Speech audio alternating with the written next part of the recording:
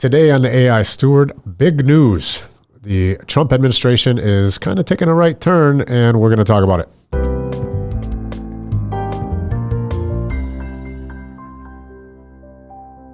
Okay, just a couple of days ago, we are in this beautiful beginning of the month of May.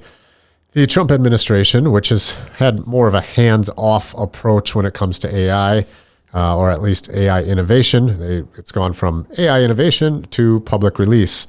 The Trump administration has said, hey, we want to lead this, so we are going to take a hands-off approach. We don't want the government to slow things down, because if we lose this race versus China, it could be catastrophic.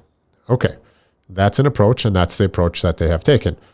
They have taken a 90-degree right turn from that approach this week by a proposed executive order, which is interesting.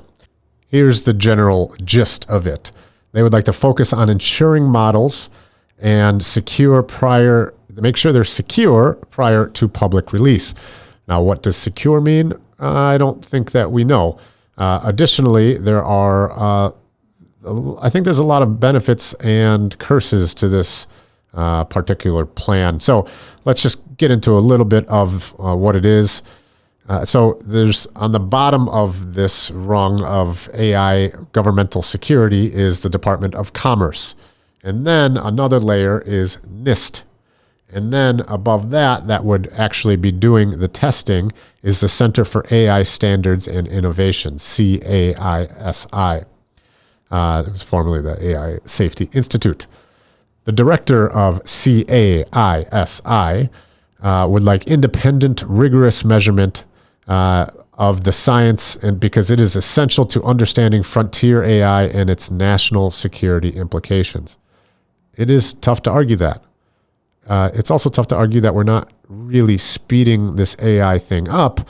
And because we are speeding it up, things can go off the rails a little bit easier, and it's a little bit more dangerous. That being said, again, it's kind of a right-hand turn.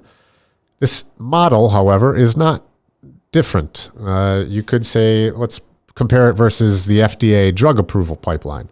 So in FDA drug approvals, you have research and development, then you have clinical trials, you have the FDA review, and then it goes to pharmacy. Of course, I'm being very simplistic in this, but you get the idea. The FDA reviews it. In this case, the CAISI would be the equivalent of the FDA. It makes sense, but it doesn't make sense if we want to push things forward, or at least push things forward at the speed that we've been going, because to push things forward at the things we're going, bureaucracy is certainly not going to help that.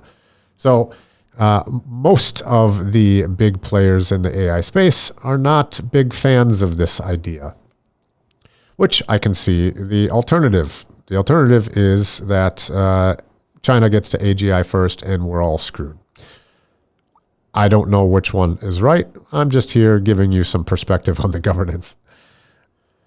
In this proposed EO, it would be all the major players: Google DeepMind, Microsoft, xAI, Anthropic, and OpenAI, having pre-deployment models go to CAISI, and they would get a response back that it's A-OK. The other challenge with this, as you start to think about it, is, it's not only going to slow things down, but is there going to be some political bias in whether it gets the okay or not? That is probably a topic for another time. With all this chaos with this new EO, there are a lot of big opinions, which I will keep you abreast on as this story develops. I wanted to get this pod out real quick, and stay tuned for the Janus Point commercial at the very end. Janus Point, our sponsor, turn AI risk into defensible action. Janus Point is a Bloomberg-style decision platform. It's made for municipal AI governance. It brings together the most decision-relevant intelligence across policy, procurement, legal risk, peer city activity, and vendor oversight. It then turns that intelligence into practical workflows for due diligence, documentation, and performance tracking. The result is a clearer, more defensible way for city leaders to evaluate AI tools, manage risk, and of course, justify adoption.